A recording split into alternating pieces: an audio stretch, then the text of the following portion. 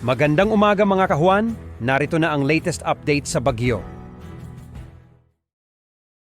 Kanina alas 4 ng umaga, huling namataan itong sentro ni Bagyong Carina sa layong 490 kilometers silangan ng Kasiguran, Aurora. Isa pa rin itong tropical storm at bahagyang lumakas at may taglay na lakas ng hangin na malapit sa gitna na umaabot sa 75 kilometers per hour at pagbugso na umaabot sa 90 kilometers per hour. Patuloy ang paggalaw ni Carina west-northwestward sa bilis na 10 kilometers per hour. At sa ngayon, makikita natin dito sa ating satellite images, itong mga kaulapan na nakakaapekto sa ating bansa ay ang pag-iral ng southwest monsoon, yung hanging habagat na hinahatak ni Bagyong Carina. Kaya ngayong araw makaranas tayo ng maulap na kalangitan na may mga kalat-kalat na pag-ulan, pakulog at pagkidlat sa western sections ng Luzon at Visayas, particular na dito sa area ng Antique, Northern Palawan, Occidental Mindoro, Zambales, Bataan at sa lalawigan ng Pangasinan at sa La Union. Mas maaliwalas naman ang panahon na ating inaasahan sa nalalabing bahagi ng ating bansa, kabilang na dyan ang Metro Manila. Ngayon pa man maghanda pa rin tayo sa mga tsansa ng biglaan at panandali ang buhos na ulan na dulot ng localized thunderstorms. Dito rin sa ating satellite images, itong si Tropical Depression na dating si Butchoy ay nandito na rin. Patuloy na nasa labas pa ng ating PAR at wala ng direktang epekto sa anumang bahagi ng ating bansa. At ito naman yung magiging track and intensity forecast ni Bagyong Carina. Inaasahan natin ang patuloy na generally northwestward na paggalaw ng bagyo and 24 hours from now, so sa madaling araw ng Lunes, yung location ni Carina ay nasa layong 420 kilometers silangan ng Tuguegarao City sa Cagayan. Afterwards, magpapatuloy na yung generally northward or north-northwestward na paggalaw ni Carina. Sa araw naman ng Martes, yung location nito ay nasa layong 390 kilometers silangan ng Calayan, Cagayan. Magpapatuloy yung pahilagang paggalaw nito patungo sa northern boundary ng ating Philippine Area of Responsibility. And by Wednesday ng madaling araw, yung location na nito ay nasa layong 365 kilometers east-northeast ng Itbayat, Batanes. And by Thursday ng early morning, posible na nasa labas na ito ng ating Philippine Area of Responsibility sa layong 595 kilometers north-northeast ng Itbayat sa Batanes. At para naman sa mga pag-ulan ng heavy rainfall na dala nitong si Carina, inaasahan natin na yung si Carina magdudulot ng mga direktang pag-ulan sa ilang bahagi ng ating bansa. As early as tomorrow, July 22, asahan natin itong 50 to 100 millimeters sa mga pag-ulan. So ito yung moderate to heavy rains sa northeastern portion ng mainland Cagayan at sa eastern portion ng Babuyan Islands. So mas lalakas pa yung mga pag-ulan na ating posibleng maranasan pagsapit ng Martes, July 23. 100 to 200 millimeters. So ito yung heavy to intense na mga pag-ulan sa area ng Batanes, samantalang moderate to heavy rains naman sa area ng Babuyan Islands. And in addition sa mga pag-ulan na dala ni Carina, makakaranas rin tayo ng mga pag-ulan na dala ng southwest monsoon o hanging habagat na hahatakin ng nasabing bagyo sa mga susunod na araw. So itong enhanced southwest monsoon, posible rin magdulot ng moderate to intense sa mga pag-ulan dito sa western portion ng Luzon sa mga susunod na araw. At para sa mga karagdagang detalye ng mga pag-ulan na dala ng habagat for the next 3 days. As early as today, makaranas tayo ng mga pag-ulan na dala ng habagat na hinahatak ni Bagyong Carina. Itong areas ng Zambales, Bataan, Calayan Islands ngayong araw makakaranas ng moderate to heavy rains. Mas lalakas pa yung mga pag-ulan na dala ng habagat starting tomorrow, July 22. Mas rarami rin yung mga areas na makakaranas ng pag-ulan. 100 to 200 millimeter rains ang posible nating maranasan. Heavy to intense rainfall yan sa areas ng Occidental Mindoro, Zambales, Bataan, Benguet, Pangasinan at sa La Union. Samantala, katamtaman hanggang sa malalakas na pag-ulan naman ang posibleng maranasan sa Abra, Cavite, Batangas, Northern Palawan at sa nalalabing bahagi ng Ilocos Region. Pagsapit naman ng Martes, July 23, pagpapatuloy mga malalakas sa pag-ulan na dala ng habagat, mapapanatili yung mga pag-ulan na ito gawa nga ng pag-iral o yung paghatak ni Bagyong Carina sa southwest monsoon.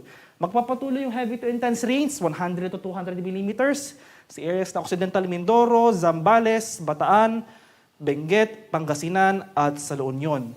Makakaroon na rin tayo ng moderate to heavy rains dito sa area ng Metro Manila, Northern Palawan, Cavite, Batangas, ilang areas rin ng Central Luzon, sa Tarlac, Pampanga, Bulacan, Abra, at sa nalalabing bahagi ng Ilocos Region.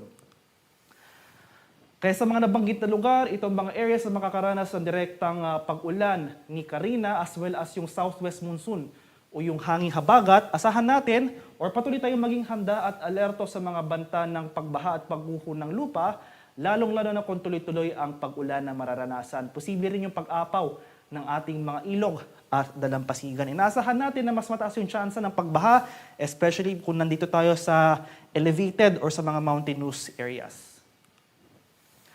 At sa severe winds naman, yung mga malalakas na hangin na dala ni Bagyong Karina. So sa ngayon, wala pang nakataas sa tropical cyclone wind signal sa anumang bahagi ng ating bansa dahil nga dito sa track or may kalayuan nga yung track ni Karina sa ating kapuluan. Pero hindi natin tinatanggal yung posibilidad na magtaas tayo ng wind signal number 1 sa area ng extreme northern Luzon at sa northeastern portion ng mainland Cagayan, possibly by tonight or tomorrow in anticipation sa mga malalakas na hangin na dala ni Karina. In addition sa mga malalakas na hangin na dala ng bagyo, inaasahan natin na itong southwest monsoon yung hangin habagat na pinapairal ni Karina na ay inaasahan natin posible rin magdulot ng malalakas na bugso ng hangin sa ilang bahagi ng ating bansa sa mga susunod na araw. So starting tomorrow, July 20, starting tomorrow, makakaranas na tayo ng mga malalakas sa bugso ng hangin na dala ng southwest monsoon sa area ng Kalayaan Islands. Pagsapit naman ng Monday, July 22, bukas yan, magpapatuloy yung mga malalakas na hangin sa areas ng Zambales, Bataan, Metro Manila, Calabarzon, Mimaropa, Bicol Region, at Western Visayas. And day after that, sa araw ng Martes, July 23, magpapatuloy mga malalakas na bugso ng hangin na dala ng southwest monsoon. Dito sa Ilocos Region, Zambales, Bataan, Aurora, Metro Manila, Calabarzon, Mimaropa, Bicol Region, at Western Visayas. At sa kalagayan naman ating karagatan, sa kasalukuyan, wala pa rin nakataas na gale warnings sa anumang baybay na ating kapuluan. Ngunit iba yung pag-iingat pa rin sa ating mga kababayan na maglalayag, especially dito sa western section ng Luzon, sa mga seaboards ng Visayas at Mindanao dahil posible pa rin tayong makaranas dyan ng katamtaman hanggang sa maalong karagatan na dala ng mga hangin nitong si Karina at ng southwest monsoon o yung hanging habagat. At para sa karagdagang detalye sa track and the intensity forecast ni Tropical Storm Karina, makikita natin dito sa track image na ito na starting today, magpapatuloy yung generally northwestward o yung pahilagang kanluran na paggalaw ni Karina, magpapatuloy yung generally northwestward na paggalaw na yan hanggang bukas. And after that, sa araw ng Martes, gagalaw naman si Karina pahilaga. So generally northward, yung paggalaw na nasabing bagyo on Tuesday. Makikita natin dito sa ating track image na ito, magpapatuloy yung northward na paggalaw nito patungo sa northern boundary ng ating Philippine Area of Responsibility. So posible itong makalabas ng ating PAR by Wednesday, July 24. After that, kung habang nasa labas na ito ng ating PAR at malayo na sa ating bansa, magliliko naman ito, pahilagang kanluran. So northwestward naman yung galaw nito, posible nitong dumaan sa area ng Sencaco Islands sa labas ng ating PAR. At makikita rin natin dito sa track image na posible yung patuloy na paglakas or pag-intensify ni Bagyong Karina. Posible nitong makamit ang severe tropical storm category by tomorrow. Magpapatuloy yung rapid intensification nito. Posible nitong makamit ang typhoon category by Tuesday, July 23. So hindi natin tinatanggal yung posibilidad ng rapid intensification within the forecast period. So makikita natin dito sa track ni Karina, may kalayuan ito sa ating kalupaan. So mainly offshore po yung mga pag-ulan na dala ng bagyo.